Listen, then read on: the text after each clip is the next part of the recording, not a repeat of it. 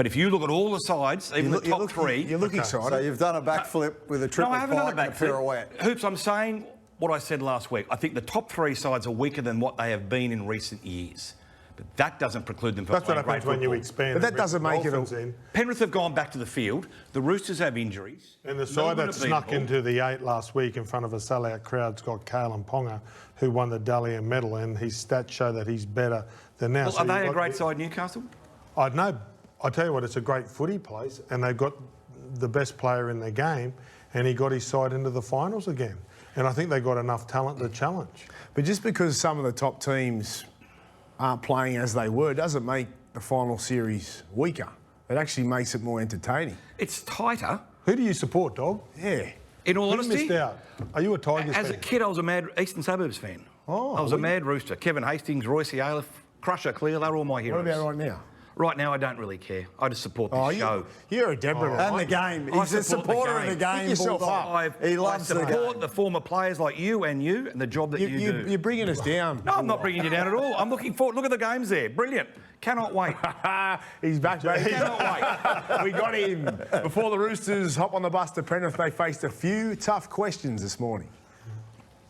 Well, what's the go with the 9 times thing? And does that mean he's you? What's that? You've been beaten 9 times. Oh, really? No, someone asked me the other day, they're a pretty good footy team. They've just been better than us the last 9 times, so hopefully we can be better on the weekend against them. It's not just this year, but I think 1 of 20 against those two teams. That's it. Yeah, they've been better than us. Do your best and see if you're better than them. They've been better than us, yeah. You're going to go after your mate Nathan this week? No more than I usually would. I think, yeah, we've had some good battles in the past. It'll be my job to try and lay that line in between him and Mardo, and like I said, we won't be changing that game plan. Yeah, a bit of mixed emotions, to be honest, but obviously one of them, being really excited. We're obviously going to go back down there west and perform in front of my old crowd, and I love those boys, but, when it comes game time, it's going to be Wolves, so... Yeah, excited going up against sort of Nathan Cleary, that 7v7. Been pinching myself, it's a really good opportunity, and I'm excited to get out there. We've had a good week of training, we've still got a few more days, and we'll be at our best, and we need to be. And we can do it too, we have that total belief from the coach down to all the players, so we're excited to see what we can do. With the injury to Sam Walker, Sandon Smith has his biggest challenge of his short NRL career. Bulldog, you spoke to him today. What's he like? Yeah, he's I wouldn't say cocky, but he's very confident, Braith. He came through the Kincumber Colts. He's got a bit of that Central Coast niggle in him, which he's quite open to discussing. But one of the great quotes he gave me today was that because of where I came from, I'm not afraid to take anybody on, and I'm not afraid of going head-to-head with a Nathan Cleary. So he's even name-dropped Nathan in the interview today.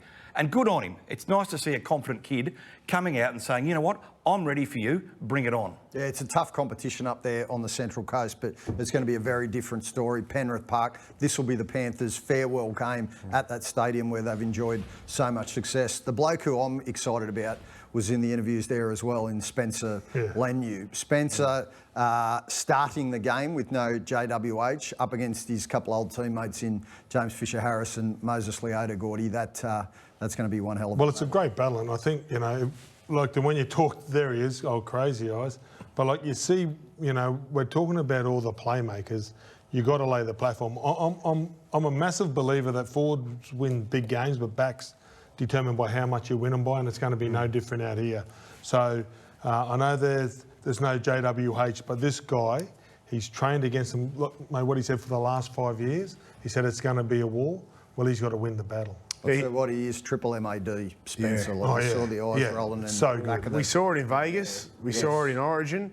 And he knows how to get it done at this time of the year as well. And he's playing his old team. So I do expect fireworks, and I expect Spencer to stand up. Just watching those interviews, every player, they did have a steely focus. You mentioned a little bit of arrogance, confidence. They look ready, and they look like they've really got together here to start this week, and they're going to take on the Panthers. And one of the players that was interviewed, Hoops, was Cleary. Didn't like the line of questioning because of this. The reporter asked him about that poor record, and he goes, "Oh, do we?" He knows. We all know that, but you can't escape or hide from it. It was interesting, wasn't it? I really like Luke Cleary, great fella, and has achieved everything that there is to in the game, from winning grand finals to Clive Churchill medals. But to me, Braith, from an outside point of view, I thought it looked as though it was in their heads a little bit, and that there might have even been a little bit of Bradley Charles Stubbs' fingerprints on the way they were trying to deflect and flat bat. And oh no, sorry, we weren't aware of that. And, which is a concern leading into a game of this. What do you want him to say, though? The way I see it. What would you like him to say? Records are made to be broken. I'll tell you what, after that Raiders game, I thought, like most of us here, with those 3 key injuries, that their season was done. But after walking away from there today, and I was in the middle of all the players... So you felt it? I could feel what you said, Braith. There was a real steeliness about that. You know what? They're in up to their necks. And that fear factor I had 3 weeks ago, or 2 weeks ago, evaporated very quickly. Well, it's playing into their hands, right? So they've got 3 players out. They've got no chance. Nathan Cleary's coming back. They're going to the foot of the mountains. They haven't won in 20-odd games.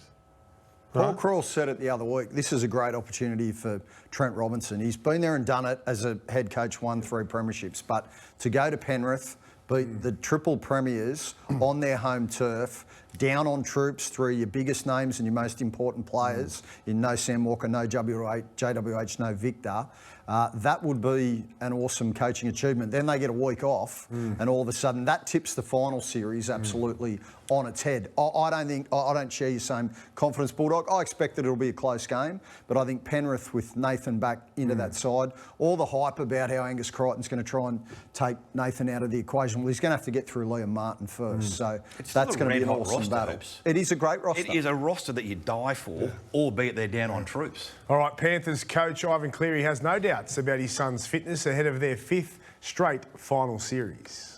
Ivan, first question, Nathan, is he 100% good to go? Yes, he is.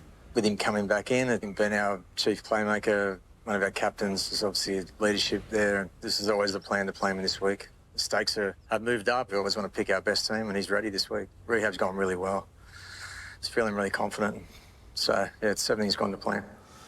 Yes, a lot of experts, and like yourself, Bulldog, are saying the Panthers are probably less primed than they have been in previous years given their form. Did you not say that at the start? Nice to hear you supporting me. Hey? Nice to hear you supporting me, endorsing my comments. I wouldn't go that far. I appreciate it. I wouldn't go that far. I think Thank he's putting it back on you. I'm just happy to see a smile on your face. You're a bit negative at the start. I'm here to enjoy myself. Well, I'm having a good time with you, Bulldog. But, you know, he's confident that Nathan will be fit, which is great. They need him to be primed and fit because, you're right, they haven't been at their best. And with this guy coming in, or this superstar, this generational player, he can really lift them. Well, a lot of people have highlighted the fact that over the course of the last month, yes, they have looked at stages a little clunky and they had to fight hard against the Gold Coast Titans. But you parachute Nathan back in. I think they have had one eye on September and this time of the year for the past month. They've known they're going to be in the top 4. They managed to secure a top 2 and a home semi-final.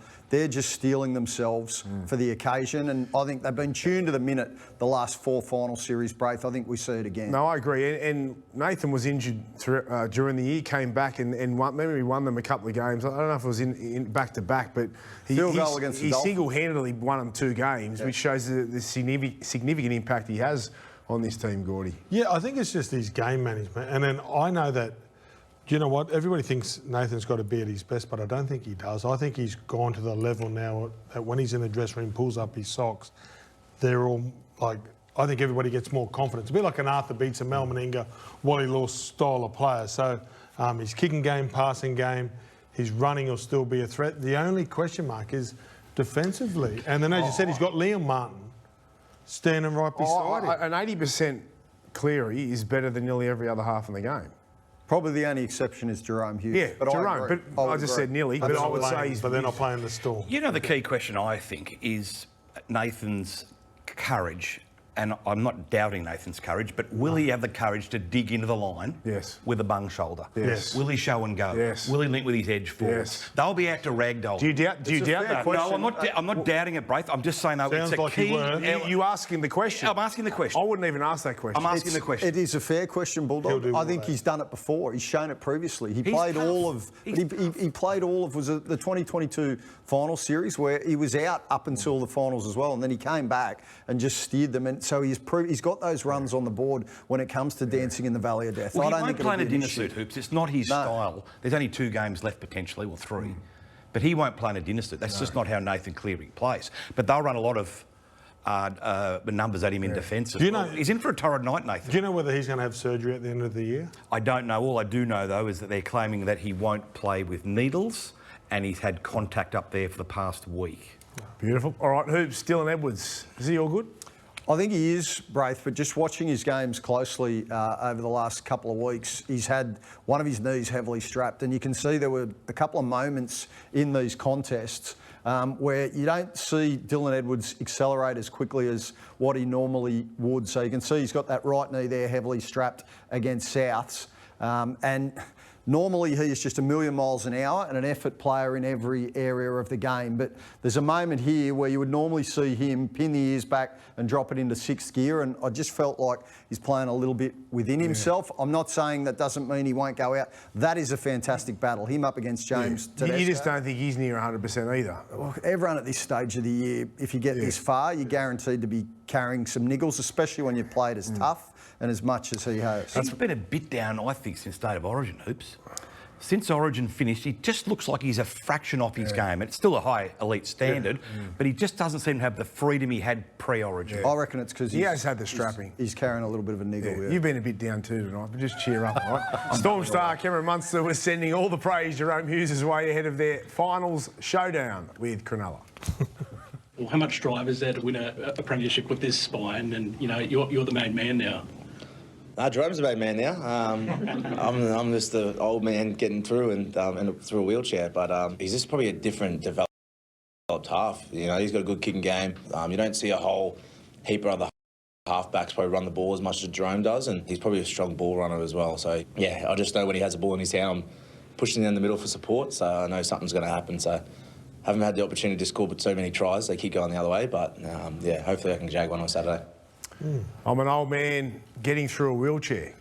Can someone please get an interpreter? Who's his manager? I think his manager would pull him up on that, wouldn't you? Mate, I think Braith just wrote down sponsorship. Nursing home. Red felt pen.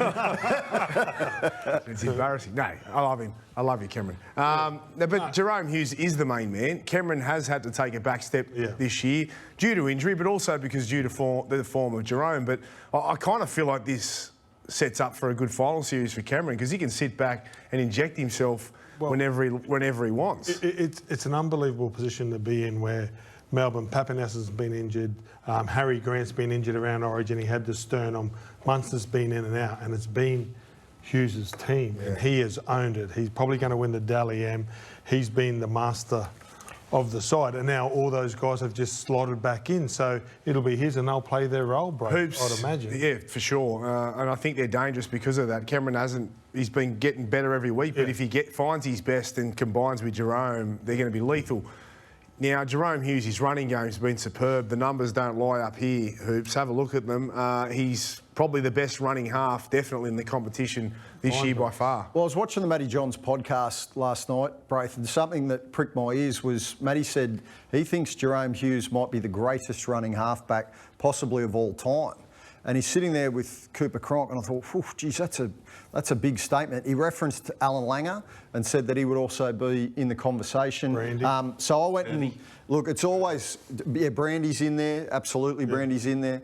You know, you can go back over the years. Jonathan Thurston was another brilliant runner of the football, but It's always dangerous whenever you let us too close to the Fox Sports lab, but we did saunter in there today and they came up with these numbers where Jerome Hughes has run over the course of the last 5 seasons since he's been playing halfback every year. He's absolutely blitzed the rest of the field in the NRL. It's more than 2,000 metres more than the next halfback, which is Daly Cherry Evans. Then you go to line breaks. He's had 69 line breaks in the last 5 years. The next is Mitchell Moses with 39 in terms of number 7. So it is dangerous when you let us near the lab, but those numbers do tell the story. Good lesson for halves. Everyone tells you to run the ball. Look at this guy. But then, so that means that all the number 1s are going to be pushed into number 7 once they get to learn the game and they get the vision, because that's what he's got. And I heard Cooper Cronk talk about he's learnt the vision part of the game first, and he's always had the running game because he's been a fullback. Well, you're right, Gordon. He began his career as a fullback and he was let go by the Gold Coast, let go by the Cowboys. Even in 2019, he played every game starting at fullback until they decided to drop Brady Croft, and then he went in. They made a prelim that year, then they win the competition the following season. His evolution, it's been dynamic. Well, the number 1 rule for a half is to think run first. And with Jerome, with any half, it's easier said than done, because if you just run all the time, you become predictable. But he's found a way to be deceptive and still have that dummy and go and still have the players around him. And the art of deception and the speed, the change of direction at speed, the players he's got moving around him, and still everyone knows he's going to run, and he still has the impact that he's had, is why he's such a great player. Now, Bulldogs bite. Why Melbourne are so successful, Bulldog? Can you tell us? I did a little digging around, Braith, more off the field than on the field, and just the culture that they have down there, how they teach their players basic stuff like, manners, looking corporates in the eye. No one is above anybody else. They're all equal. The cleaner has the same status as Cameron Munster. We pick up our bags. We don't leave it to the gear steward. The dressing room is spotless. They don't put tape on the ground. They put it in the bin. It might sound small, but I think that snowballs, that culture, in the dressing room onto the field. Spot on. And I don't know why other clubs don't do the same or underestimate that. Like, it's big, and Melbourne have always been that way, and that's why the players and their wives love going down there, and there's that big respect, and there's treating everyone the same as you treat the guy, at the front door. It is what it is, and it breeds success. It breeds discipline, and, it makes the group stronger as a whole. I mean, if you don't do the task, you're deemed to be the odd man out. Maybe it's a culture that the Brisbane Broncos could look at. It's good to see Happy Bulldog back. Cowboys coach Todd Payten has encouraged their fans to make Queensland Country Bank Stadium a hostile environment for the Knights' Saturday do-or-die match. Look, I love playing here at home, really do, and I think our crowd get behind our boys, but they're probably like our footy team. We're too nice. I'd like to make it a cauldron, like to make it a hostile environment for the opposition. All bets are off this week. We've been at some stadiums this year where it can be quite uncomfortable with how the crowd interact with our team. I'd like to return the favour. Cowboys fans, get excited. Now, have a look at these stats. Wins against top 8 teams, and the Cowboys lead the way. 7 from 10 at 70% have the best record against top 8 teams, which to me is a little bit surprising, but great news for not only Todd Payten, the players, but if you follow the Cowboys, you got a good chance this year. Well, they made a statement last Saturday, didn't they, against the Bulldogs, where they just came out and from Reuben Cotter to Heilum Lukey to that electric backline. When you've got Scott Drinkwater, Tom Dearden, those style of attacking dynamic players in your backline, you know you're going to be able to create points. They've also got a hard-working and relatively unsung forward pack. I think Newcastle are right up against it this weekend. I think the Knights will have a crack hoops. They'll play for each other, but I think they'll be fodder up there. I think if they get in a mood, the Cowboys, and we've seen it a few times, they will run roughshod. Lukey, Nanai, Cotter, Taumalolo. I think the Knights won't be able to hold them. I'm worried about the Knights this week. I really am. That was their big game for them last week. It was a big game, and if you really break it down, that first half was... They weren't great, Kalen had some big plays, and he was sensational on the day. He made some errors too, but if it wasn't for him, I think they were in big trouble. Well, not in big trouble, but they certainly don't win. But they're playing a lot better team, away from home, who are in form. If they don't start well, I'm concerned. Well, they could only manufacture 14 points against the Dolphins. And in all seriousness, with respect to the Dolphins, they were nowhere near at their best last Sunday. Going up there on the big stage, sudden death elimination. And the Cowboys have got so many points in them, Gordon. Look, they had to get through Origin. I think they had 6 Origin players from memory. The side that has the most Origin players normally wins the competition with the best defensive. I think they're the dark horse of the competition. They've got through there. All those players will rise. They've been sitting there. They haven't been consistent, right? They've leaked points. They've done all that. But I think their best game, and it proves, their best game beats the top 8. They've won the most against the top 8 sides. I reckon this is the challenge that they want. And it starts on Saturday night. Yeah, in this game here, it was their attack was great. Attack's been really good all year, but it was since Clifford came. That's right, and it was their defence that was on the improve, which they've had to for the finals if they are to be any chance. And it was their middle forwards. Their middle forwards were big, powerful, and really dominated. So it seems like they've got it right in time. Well, you raised something there that I found interesting, Gordy, in that Jake Clifford, right, who's come in as a halfback for the last 3 games. Now, Todd Payton, that's a brave decision to axe as senior playmaker in Chad Townsend, who had been there for so long.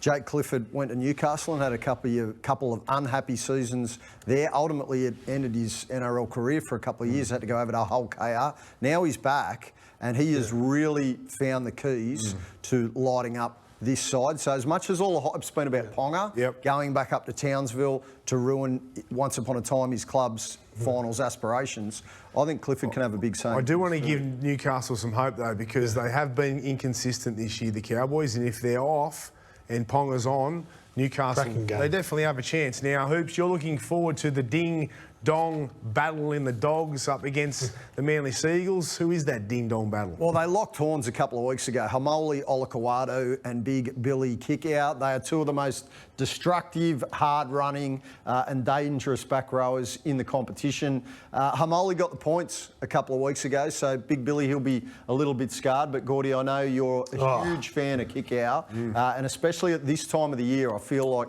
he can find a big performance. Both of them. They both got so much X factor.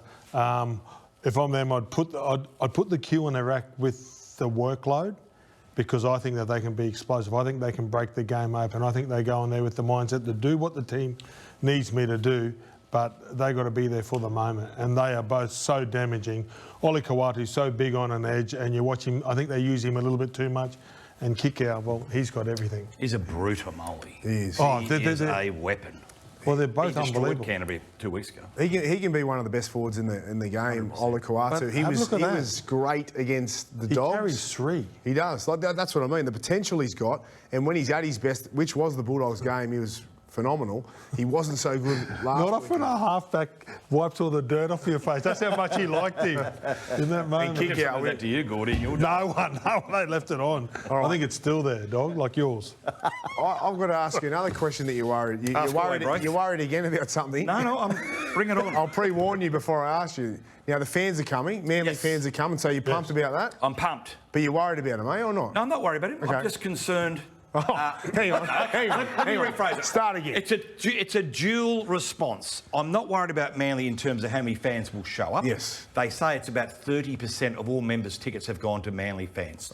Amazing. So it could be around 10 to 12,000. Clearly they'll be outnumbered. That's good. There's that beautifully written story right there. Well, that's good, because normally Manly fans, you got a great point, because they don't travel. Well, they get a bit right. I saw intimidated. more in Vegas last year than I see at other grounds. They're the most supported team in Vegas. I'll ask you though, Braith. Intimidated, the beaches is God's country, though. Don't put this on me. No, as a Canterbury player, or former Canterbury player, I was going to ask you, some of my mates are Manly fans, and they get a bit intimidated going out there to a call, because we all know the Bulldogs have very boisterous fans. So what? I'm not saying it's a bad thing, I'm just saying though. Oh my God. Passion. It's called passion. It is. That is a poor So what they get intimidated by the drums, or what do they get intimidated by? What? You know what it's like, Hoops, out there. I love the Bulldogs fans. So do I. The scenes have been, I've covered their last couple of They're days. different demographics. Scenes have been awesome. They're different demographics, okay? Wow. One's on the northern go and sit out in beach. the middle of them and see how you like I played against them. That's the easy I played part. against them. No, I've been at Belmore. I'll tell you what, I wouldn't go and sit next to them now after this. You know what? They love What's your Bulldogs, name? mate. Is it Bulldog? They love Bulldogs. Is it Bulldog? Bulldog in the name. That's I think about they'll it. get 40, Braith. They could even, with a late push, They should get to 50. Okay. which would be Like extraordinary. they should get 50. Dogs fans should fill the joint. Mate, they're passionate, they're out, they're loud, they're proud. They have loved this run, the Bulldog supporters. They have loved this run, and I reckon Well, you that just they are turned great back for all the game. Manly. You know what? I'm covering that game. I locked myself in the press box. I wish you had a camera. I wish you had a camera. All right, Hoops, what do you got for us on the Tigers? Well, I read Brent Reid, Mr. Peabody's piece in the Sunday Telegraph on Sunday, right? And knocked me over with a feather. I thought the Tigers had just collected 3 wooden spoons. Here we got a photo of Richo with a premiership trophy, right? Which looks like it's from 2003 when Penrith won the competition. That is up there with all the best Goldilocks and the Seven Dwarfs fairy tales that I've ever read, that Q&A. So, in all seriousness, just be honest with the members and the supporters. It's been another awful season. Yes, there's some good recruits coming for next year, but don't bullshit people. Like, don't try and hop on and sugarcoat it and make out like, oh no, it's been a great season, even though we collected. They ran another last. But that's my point. They won one more game. It's hardly let's bring out the champagne and start popping the corks. Listen, leave Reedy alone. Yeah, leave him He alone. wants to go to England with him on the next. Something going. He wants a free. He wants another Won't be the free World stay. Cup He wants a challenge. free meal. And you know where they may be able to get a free meal? All the fans are pretty excited. Oh, yeah, I heard about this. The new West Tigers Leagues Club. There you go. Oh, yes. Just opened up. Oh, that's ruthless. In Concord. That's not new. That's been there No, for it's a not while. new, but it just seems to be quite apt at the moment that that's where Tigers where's fans... that? Somewhere in Concord, apparently, right in the heart of Yeah, Tigers it is territory. in So, Concord. Gord, if you want to tucker after this, duck down there, say you love the Tigers, get 10% off. You've been on fire, right? On fire. Avoid the dogs and avoid the Tigers. Oh, Jesus. Thank you, Hoops. You can't leave the northern beaches. You know what? It's been great having your support tonight, Brace. It means a lot to me. I love you. I love you. Thanks, journos. Up next, it's time for our Legends Agenda with Mark Carroll and Jeff Tuvey. And this Sunday, a once-in-a-lifetime event, UFC 306 live from the Sphere in Las Vegas. And the only place you can watch it is on Main Event. This is irresistible rugby league. Here we go. Pressure.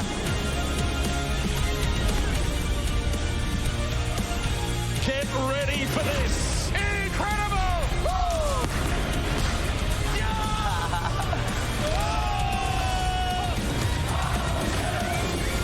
Who runs these scripts?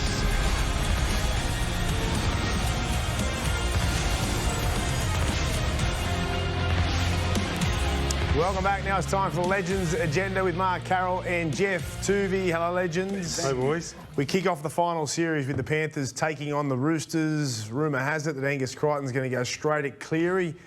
Will Liam Martin stop that? Spud, thoughts? I hope he does. Semi-final period, you've got to put your body on line. He's become a bit of a bully this year, I reckon, Crichton. I really enjoyed what he's done. I'm sure Liam Martin, he's like a bodyguard. He's going to have to be on his best watch because I'll tell you what, Crichton loves to get in his man. I think if they go out of their way to target him, the Panthers got too much strike all over the park. If they take their focus off all the rest of the players, I think they'll be in trouble. Yeah, but if he doesn't do it, there's no chance. You've got to put pressure on him.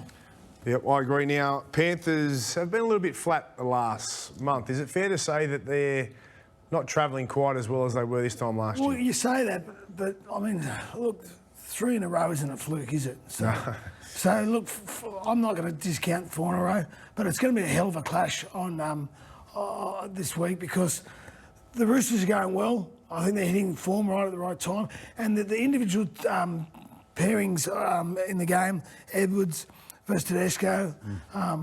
You know, there's strike all over the park for both teams. So it's going to be really fascinating. I just think the timing couldn't be any better. I think it's the best side they put on the field since round 12. And the thing is, they got Penrith Park. It's the last time they're ever going to play there.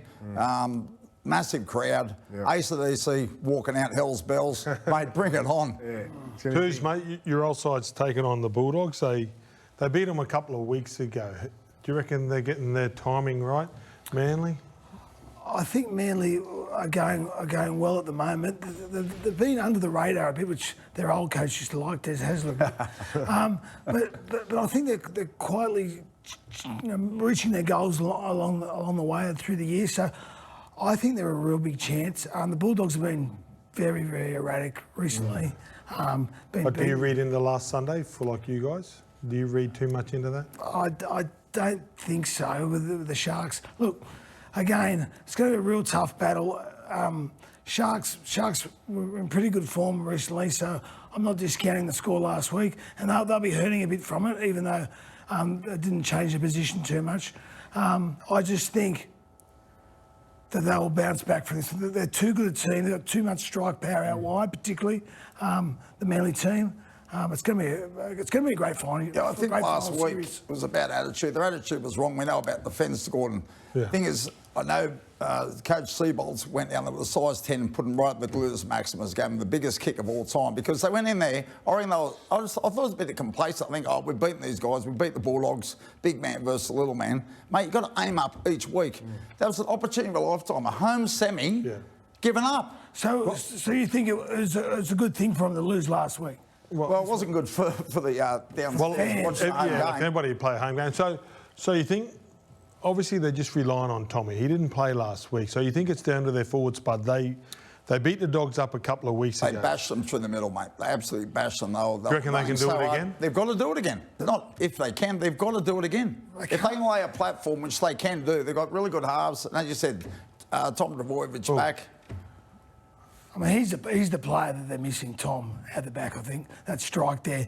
And not so much what he does is that he takes notice of the other players like Cherry and those. They can do what they want to do there. With Tom out wide, the focus of the defence goes out wider. What about the kicker, Ola Kuatu, battle? We spoke about the big boppers earlier. Who wins this one? Is it a battle? Will they ever come together? Will they come together? I hope they do because they're massive humans. But we used to always love watching front rowers crash into each other. Now we're talking about back rowers. Mate, they're both powerful men. They've got to lead the charge for their team. And the one who make probably the most yards, metres, will win the game. Pretty exciting players, but aren't they too? Oh, they're very athletic, very mobile. It's a cracker of a game, mate. It's going to be a great game. I'm really excited. But those two in particular, if they come together, there's going to be plenty of sparks. All right, it's time for investigations with Jeffrey Tuvey. Let's have a look. Oh, come on, that's ridiculous. Why don't the referees just, as soon as there's an obstruction around the backside, just blow your whistle? Don't worry about it. It can't be that hard, can it? On the ground, just blow your whistle, obstruction. If they're in a bad position, I accept that, but we can carry on in the media about a spear tackle, it's a jackhammer tackle, whatever you want to call it to make it sound sensational. It's an accident. Stop. Hands on heads. We're not playing. Let's play some penalty. I'd send everyone off. There'd be no one left on the field. You what? You're off. Charge up the field and kick field goal. No, it was so good. No, but that's not the game. Were they the best referees we've got? Come on, that's ridiculous. That's ridiculous. There's got to be an investigation into this. Someone's got to be accountable for this. It never gets old, too. No, it doesn't. Never gets old. So Wayne Bennett wants to get rid of the bunker. Wayne Bennett is right on my side, see? I'm not going to take credit for this because it was Des Hazard's idea 15 years ago, or 10 or 15 years ago. Make the referee in the middle responsible for the decisions, okay? So whether you show it on the big screen, it'd be great for entertainment. Show it on the big screen, show me the replays. The bloke in the middle makes the decision. He goes, go back, show me another angle, show me that angle again, slow it down, speed it up, show me this. Like this? Like this. NFL. Now you can go to the sideline and put a little tea-towel over your head and watch it yourself on a video, but he's mic'd up. The fans would love it. They know what's going on. It's clearly explained to them by the referee. And guess what? There's one person, accountable. One person in the middle, and that's the referee. He makes the decision, not some anonymous person in the box. Get rid of the bunker. Get rid of the bunker. No, but he's part of... Well, he goes and watches his own vision. The technical people are still in the bunker, right? Yeah. But he makes the decision. Yeah. He's the only one. He'll say, no, show me another angle, show me, slow it down, speed it up, whatever he wants. And then all the fans will be captivated by it. They'll be on there, they'll be waiting. Can I just crystal ball? Oh, yeah. Then will we start whinging about the amount of time? Of course we will. Of course we will. You know, we'll speed him up. The fans will be booing. It'll be great. Guess who set this one up? One person accountable. Desi has the one person accountable. Desi came up with it's not my idea. 15 years ago, he said, make one person accountable, not some anonymous person. I don't mind it. I think it's a good idea. How do you stop players? You got a solution for stop players from lying down? Yeah, I've brought this up before. I think a few years ago. The Premier League in England have a decision by the referee. He can send you off for laying down. Hey, here we go, straight up, Gutho. Everything's good. He should go off and get checked out. He said they should run on with a stretcher in clown suits to take them off. If you lay down and you've been caught milking, but he's so injured, he's got to go off and get checked out for 10 minutes. Doesn't count as an interchange. I like it too. So You've been on fire too. So if it's a key player, got up and had a he's bit off of for a 10 wink, minutes. well, it happened the other week to Adam Reynolds, right? Yeah. You know, when they played. So, like, Trying Wolf. they're starting to do it, but they can't do it all the time if they pretend that they got a sword. Well, you got to go off. Spud, the Sharks. Craig Fitzgibbon said that he wants respect. Do you think they deserve respect, and are they premiership threats? After seeing them live last week, first time I've seen them live, geez, they're big men. They can certainly move. They had nothing to play for. They knew they were in the top four.